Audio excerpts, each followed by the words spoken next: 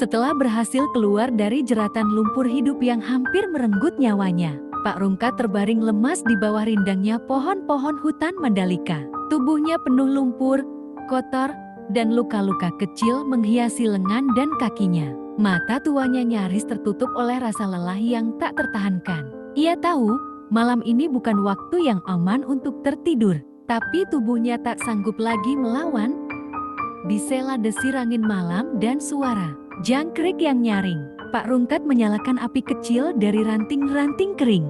Api itu bukan hanya untuk menghangatkan tubuhnya, tetapi juga untuk memberi sedikit penerangan, agar ia tak merasa benar-benar sendirian di tengah hutan asing ini. Tanpa ia sadari, dari balik semak-semak, mata-mata tajam suku pedalaman kembali mengintainya. Mereka adalah kelompok yang semalam sempat mengejarnya hingga ke tepi rawa. Apakah pria tua itu masih hidup karena lumpur hidup itu menelannya?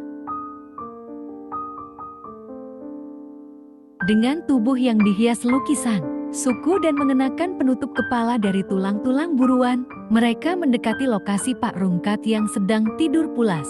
Suara desiran rumput yang terinjak nyaris tak terdengar gerakan mereka. Terlatih dan nyaris tanpa suara, salah satu dari mereka, seorang pemuda suku dengan mata tajam bernama Laka, memberi isyarat pada kawannya untuk memanah. Mereka tak berniat membunuh, hanya ingin melumpuhkan pria itu, agar bisa dibawa ke pemukiman mereka untuk diinterogasi. Mereka curiga pria ini adalah mata-mata dari orang luar. Panah bius meluncur dari busurnya, menembus udara malam dan menancap tepat di bahu kiri Pak Rungkat. Seketika pria tua itu terbangun dengan jeritan keras.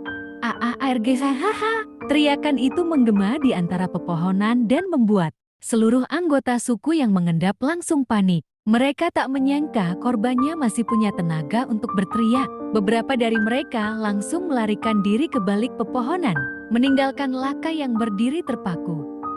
Dengan tangan gemetar, Pak Rungkat mencabut panah dari bahunya, menahan rasa perih yang menyengat. Ia melihat cairan kehijauan di ujung panah itu, dan segera tahu bahwa ini adalah panah pembius. Ia memejamkan mata sejenak, menahan kantuk yang mulai menyerang akibat efek racun tersebut. Tapi sebelum seluruh kesadarannya menghilang, Pak Rungkat menegakkan tubuhnya, lalu berteriak keras dengan suara berat, "Siapa kalian? Aku adalah raja di pulau ini." Suara itu menggema, bergaung di balik pepohonan dan sampai ke telinga para anggota suku yang sedang bersembunyi.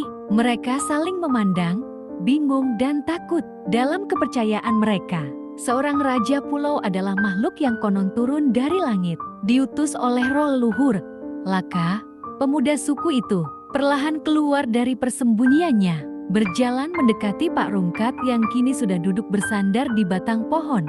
Matanya masih berat, tapi sorot matanya tajam dan penuh tekad. "Engkau dari mana?" tanya Laka dalam bahasa setempat. Anehnya, Pak Rungkat yang pernah menjadi intel di masa mudanya, bisa memahami sepatah dua patah bahasa lokal itu. Dengan nafas berat, Pak Rungkat menjawab, "Aku dikirim ke sini untuk menguji manusia. Siapa yang pantas menjaga pulau ini?" Laka menatapnya lekat-lekat, lalu memberi isyarat pada kawan-kawannya untuk mendekat. Satu persatu mereka keluar dari balik semak, membawa tombak dan busur. Tapi kali ini tidak dalam posisi menyerang.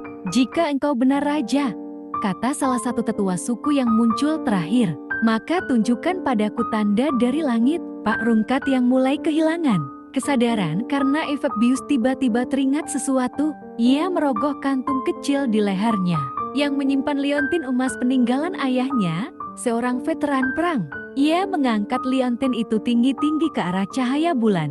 Kilau emas liontin itu memantul dengan indah, membuat para anggota suku terkesiap. Mereka belum pernah melihat logam seindah itu. Ketua suku pun berlutut, diikuti oleh yang lain. "Raja pulau yang ditunggu telah datang kembali," bisik mereka dengan penuh hikmat. Dalam kondisi setengah sadar, Pak Rungkat tertawa kecil. "Raja, ya, baiklah. Asal kalian tidak melempar panah lagi, kita bisa bicara baik-baik besok pagi." Dan malam itu, di tengah hutan Mandalika, Pak Rungkat untuk pertama kalinya sejak kedatangannya, tidur dengan damai. Di sekelilingnya, suku pedalaman berjaga. mengelilinginya seperti mengawal seorang pemimpin agung yang telah kembali dari dunia roh.